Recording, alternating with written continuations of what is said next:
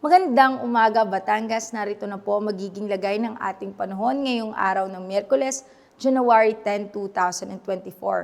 Dalawang weather system pa rin po ang nakakaapekto sa ating bansa.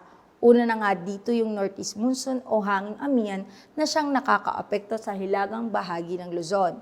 Samantala, ang easterlies o hangin nagmumula sa karagatang Pasipiko ang siya namang nakakaapekto sa nalalabing bahagi ng ating bansa. Malaki ang tsansa na may hinang pag-ulan sa bansa, partikular na sa silangang bahagi ng Northern Luzon sa area ng Cagayan Valley.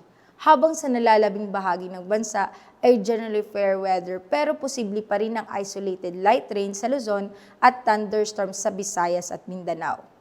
Base sa datos ni Pag-asa ay wala pa rin po tayong monitor na low pressure area hanggang sa weekend. Maliit pa rin po ang tsansa na magkakaroon ng bagyo na maaaring pumasok sa loob ng Philippine Area of Responsibility. Para naman po sa magiging lagay ng panahon dito sa Batangas, ay makakaranas pa rin po tayo ng maganda at maliwalas na panahon na may mababang tsansa ng kalat-kalat na at mahihinang pag-ulan.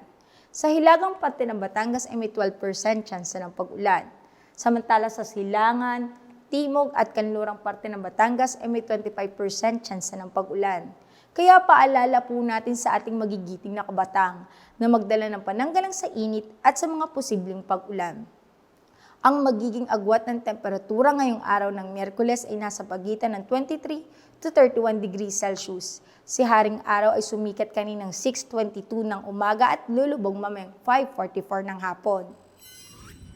Kaya lagi po nating tatandaan, ligtas ang may alam. At tulad ng laging paalala sa atin ni Governor Mandanas, laging maging handa, ingat at magiting. Mula dito sa Batangas Provincial Disaster Risk Reduction and Management Office, ako po si Raven Lantasida, nag-uulat.